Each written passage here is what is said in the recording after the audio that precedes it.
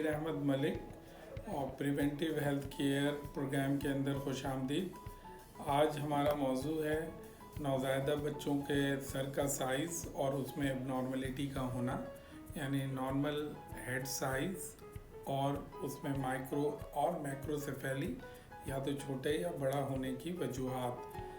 तो जैसा कि ये मौजू से आपको अंदाज़ा होना चाहिए कि हमें एबनॉर्मलिटी को जानने से पहले उसका नॉर्मल जानना बहुत ज़रूरी है। तो एक नवज़ायदा बच्चे का जो सर का साइज़ होता है वो 35 सेंटीमीटर होना चाहिए, जिसको A4C फ्रंटो ऑक्सीपिटल सर्कमफेरेंस या OFC ऑक्सीपिटो फ्रंटल सर्कमफेरेंस कहते हैं।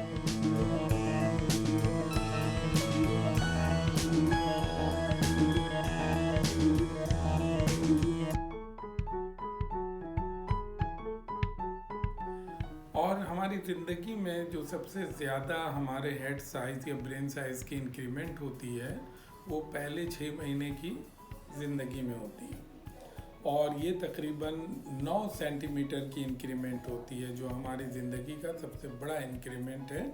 तो इसलिए हमें इसका बड़ा ख्याल रखना होता है कि हम ऑन टाइम इसको देख लें कि हमारे न्यू बॉर्न बेबी के सर का साइज़ वेदर ये नॉर्मल है या कि एबनॉर्मल है।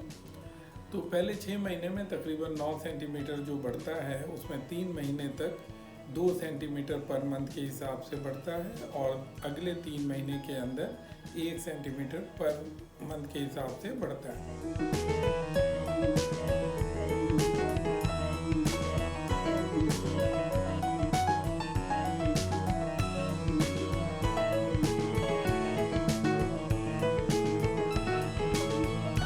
और अगले 6 महीने में यानी 6 महीने से लेकर 1 साल की मुद्दत में बहुत ही कम हो जाता है, जो कि तकरीबन 3 सेंटीमीटर के लगभग होता है।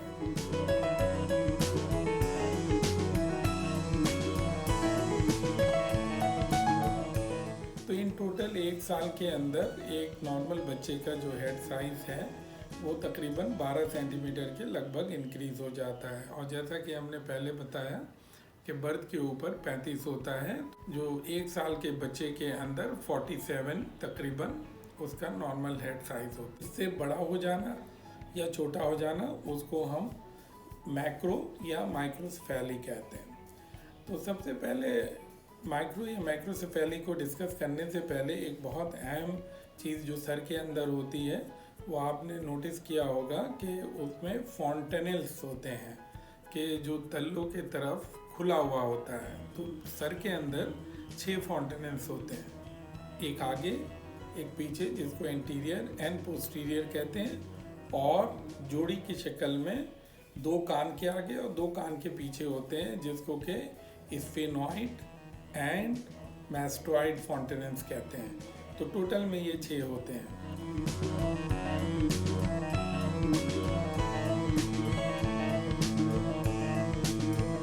तो अगर ये पैदाइश के वक्त ओपन है जो एंटीरियर पोस्टीरियर फॉन्टेनल, तो ये तो नॉर्मल है। लेकिन अगर ये बंद होता है पैदाइश के वक्त तो ये भी एक बहुत ही ख़तरनाक चीज़ साबित हो सकती है, जो कि एक बड़ी तादाद के अंदर ये नॉर्मल और फैमिलियल वैरायटी हो सकती है। इसको हम क्रेनियोसाइनोस्टोसिस कहते हैं।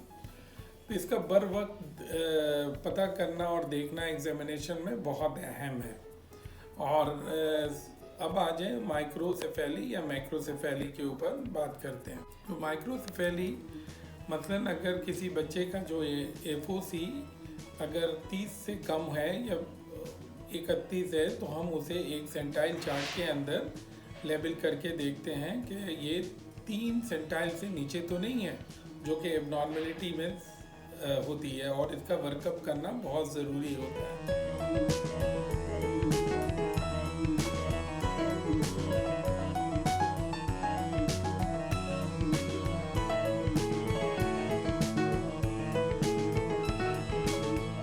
इसी तरीके से अगर उसका 97 सेंटाइल से ऊपर है उसके हेड का साइज, तो उसको हम मैक्रोसेफेली बाय डेफिनेशन कहते हैं।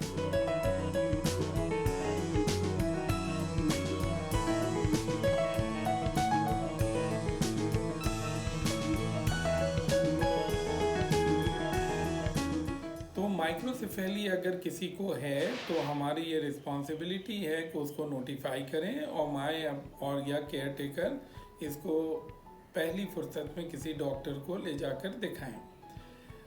मसलन अगर ये नॉर्मल इडियोपैथिक या फेमिलियल वैरायटी नहीं है तो सबसे पहले हमें कंजेनिटल इन्फेक्शन, जो कि एक बड़ी तादाद होती है, उसको हमें देखना पड़ता है। और बाकी बहुत सारे कॉजेज़ होते हैं।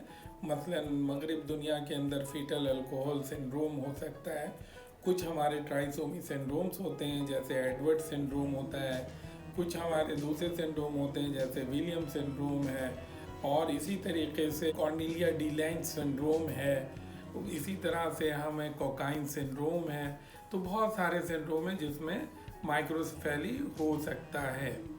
और इसी तरह से मैक्रोसेफेली, जिसका डेफिनेशन हमने आपको बताया कि 97 सेंटाइल से अगर अबव उसका हेड साइज आ रहा हो हमारे ग्रोथ चार्ट के ऊपर, तो वो बाय डेफिनेशन मैक्रोसेफेली है।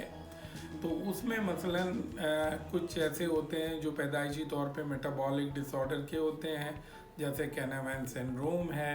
इसी तरीके से कुछ न्यूरोलॉजिकल प्रॉब्लम होते हैं जैसे अलेक्जेंडर सिंड्रोम है। इसी तरह टैफिक सिंड्रोम स्टोरेज डिजीज़ के अंदर होता है, सोटो सिंड्रोम है, हर्लर सिंड्रोम है, हंटर सिंड्रोम है, और कॉन्ड्रोप्लेजिया है, न्यूरोफाइब्रोमेटोसिस है। ये सारे के सारे जो प्रेजेंट करते हैं वो मैक्रोसेफेली से करते हैं। और ये दोनों का बर वक्त जानना बहुत ज़रूरी होता है ताकि हम इसका बर वक्त अज़ाला कर सकें या इसकी तशख़ीस कर सकें। आज के इस सेशन के अंदर हमें उम्मीद है कि आपको खातिर ख्वाह आपकी मालूमात में इजाफ़ा हुआ होगा, जो कि नॉर्मल बच्चे के सर के साइज़ से मुतालिक और एबनॉर्मलिटी से है। अल्लाह हाफिज़।